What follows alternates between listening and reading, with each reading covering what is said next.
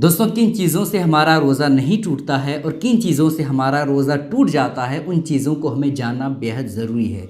क्योंकि अगर हम ये नहीं जानेंगे कि किन चीज़ों से हमारा रोज़ा नहीं टूटता है, तो हम ये समझेंगे कि भाई इस चीज़ को हमने किया तो हमारा रोज़ा तो टूट जाएगा, क्योंकि हमारे दादा ने कहा था, हमारी दादी ने कहा था, इस वजह से तो हमारा रोज़ा टूट गया। तो फिर ऐसी कैफियत में हमारा रोज़ा जो नहीं टूटा हुआ होता है वो भी हम तोड़ देते हैं और खाना पीना शुरू कर देते हैं। तो ऐसी कैफियत में हमें मालूम होना चाहिए कि शरीयत की नज़र में कौन सी चीज़ें हैं जिससे हमारा रोज़ा टूट जाता है, किससे नहीं टूटता है। ठीक है, आपको डिटेल के साथ जल्दी जल्दी तेज़ी के साथ बताता चलूँ ताकि आपको कम वक्तों में ज़्यादा मालूमात मिल सके। देखें दोस्तों, भूल कर खाने पीने से या जिमा करने से रोज़ा नहीं टूटता है। अगरचे आप भूल करके पेट भर के ही खाना खा लें या पेट भर करके ही पानी पी लें, आपका रोज़ा नहीं टूटेगा अगर आपने भूल करके किया है। ठीक है। और दूसरा मसला ये है कि मक्खी या धुआं या गर्द हलक में जाने से रोज़ा नहीं टूटता है। बहुत सारे लोग ये समझते हैं कि भाई मैं रास्ते पे जा रहा था और बड़ी ट्रक आई और वो धूल जो है वो गर्दो गुबार मेरे अंदर चला गया, तो आप जान लीजिए उससे आपका रोज़ा नहीं टूटता है। हाँ, अगर आपने जानबूझ करके खुद को धुएं के पास कर दिया ताकि हम धुएं को अंदर कर सकें, तो उससे आपका रोज़ा टूट जाएगा। ठीक है। लेकिन आप ऐसे ही आप कहीं जा रहे थे, अचानक आपके मुंह में जो है गर्दो गुबार आया और धुआं आया, तो उससे रोज़ा नहीं टूटेगा। ठीक है, इस बात का ख्याल रखिएगा। और एक बात ये भी जान लें कि अगरबत्ती, लोबान वगैरह सुलगाई और उसे मुंह के करीब करके धुएं को नाक से खींचा तो रोज़ा टूट जाएगा। अगरबत्ती आपने जलाया या लोबान जलाया है ना, और जलाने के बाद आप अपने मुंह को उसके करीब किए ताकि उसके धुएं को अंदर किया जा सके, तो उससे रोज़ा आपका टूट जाएगा। ठीक है, इस बात का ख्याल रखिएगा। और तीसरी चीज़ ये है कि तेल या सुरमा लगाया तो रोज़ा ना टूटा। समझ रहे हैं, अगरचे तेल या सुरमा का मज़ा हलक में मालूम हुआ तो भी रोज़ा नहीं टूटेगा, बल्कि थूक में सुरमा का रंग भी दिखाई देता हो तब भी रोज़ा नहीं टूटेगा। ठीक है, बहुत सारे लोग समझते हैं कि भाई रोज़े की हालत में हमने सुरमा लगा लिया, तेल लगा लिया, तो उससे हमारा रोज़ा टूट जाएगा। रोज़ा नहीं टूटेगा अगरचे सुरमे का असर आपके मुंह में नज़र आए, आपकी आंख में लगाने की वजह से, तब भी आपका रोज़ा नहीं टूटेगा। इस बात का आप अपने जहन में ख्याल रखिएगा। और चौथी चीज़ ये है कि बात करने में थूक से होंठ तर हो गए और उसे निगल लिया, पी लिया या खखार मुंह में आया और खा गया तो भी रोज़ा नहीं टूटेगा, मगर इन बातों से परहेज़ करना चाहिए क्योंकि ये बातें तबीयत के ख़िलाफ़ है। एक सुनने से ही इंसान थोड़ा घिन महसूस करता है, तो आप इन बातों का ख्याल रखें। मुंह में थूक जमा हो जाए तो आप थूक दीजिए या खखार करके जो खखार आपके मुंह में आए उसको अंदर मत खा जाइए, फेंक दीजिए। ठीक है, ये बेहतर तरीका है। लेकिन अगर उससे निगल लेते हैं, खा लेते हैं, तो उससे कोई फ़र्क नहीं आएगा।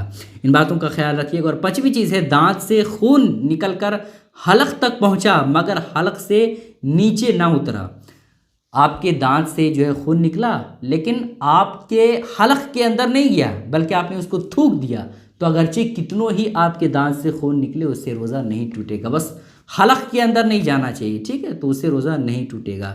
और छठी चीज़ ये है कि कान में पानी चला गया तो रोज़ा नहीं टूटेगा। बहुत सारे लोग नहाते हैं तो अचानक कान में पानी चला जाता है तो बेचारे परेशान हो जाते हैं, सोचते हैं कि हमारा रोज़ा टूट गया और खाना पीना शुरू कर देते हैं। तो आप इन बातों का ख्याल रखिए, कान में पानी जाने से रोज़ा आपका नहीं टूटेगा। ठीक है। और सातवीं चीज़ है, गीबत की तो रोज़ा नहीं टूटेगा।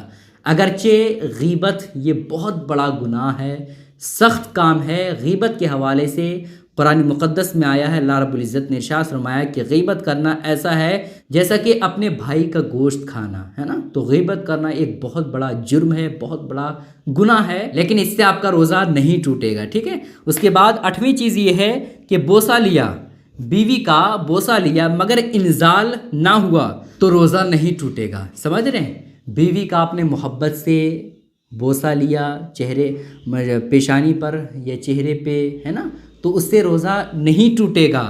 अगर आपका इंजाल नहीं हुआ है तो यूं ही अगर औरत की तरफ आपने देखा और मुकम्मल तौर पर आपका ख्याल हमबिस्तरी वाला था, या फिर औरत की शर्मगाह की तरफ आपने देखा, आपकी बीवी पास में खड़ी थी थोड़ी दूरी पे, वो उसकी आपने शर्मगाह को देखा, पूरे जिस्म को देखा, तो उसकी वजह से आपका रोज़ा नहीं टूटेगा। अगरचे आपको इंजाल हो गया, यानी शर्मगाह से आपका थोड़ा पानी निकल गया, इस वजह से चूँकि आपने अपनी बीवी को नंगी हालत में देखा, तो भी आपका रोज़ा नहीं टूटेगा, ठीक है।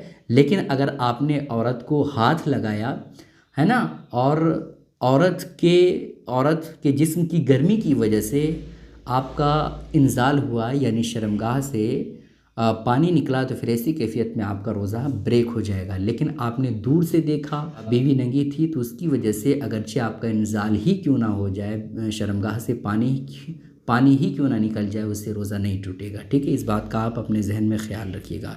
और नवी चीज़ है, एहतलाम होने से भी रोज़ा नहीं टूटता है। एहतलाम जिसे नाइट फॉल कहा जाता है, बहुत सारे लोगों की ये शिकायत रहती है कि हज़रत हम सोए थे, अचानक जो है हमको हुआ ये कि नाइट फॉल हो गया, यानी ख्वाब बुरे तरीके से आया, गंदे ख्वाब आया, तो उसकी वजह से शर्मगाह से मनी निकल गया सोने की हालत में, तो उससे भी रोज़ा नहीं टूटता। नाइट फॉल से, एहतलाम होने से रोज़ा नहीं टूटता है, ठीक है। 10वीं चीज़ है कि जनाबत की हालत में, यानी नापाकी की हालत में सुबह किया और बल्कि पूरे दिन भर नापाकी की हालत में रहा और रोज़ा रखा, तो उससे भी रोज़ा नहीं टूटेगा। ये अलग बात है कि पूरे दिन नापाकी की हालत में रोज़ा रखना, रोज़ा तो हो जाता है, लेकिन पूरे दिन नापाक रहने की वजह से नमाज़ें क़ज़ा होंगी, और नमाज़ें क़ज़ा होना ये एक तरह से हराम और बहुत बड़ा गुनाह है, और उससे रोज़े की रूहानियत भी ख़त्म हो जाती है, ठीक है। तो इन बातों का ख्याल रखें। अगर आपको रात में नहाने की ज़रूरत पड़ी है, आप नापाक हो गए हैं, तो अगर आप नहा नहीं पाएँ किसी वजह से रात में, तो आप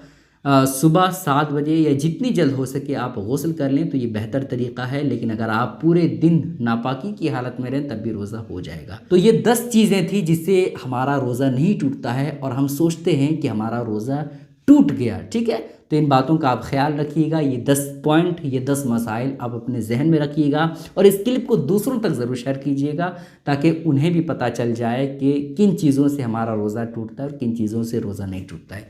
वीडियो को शेयर ज़रूर करें। अस्सलामु अलैकुम रहमतुल्लाहि व बरकातुहू।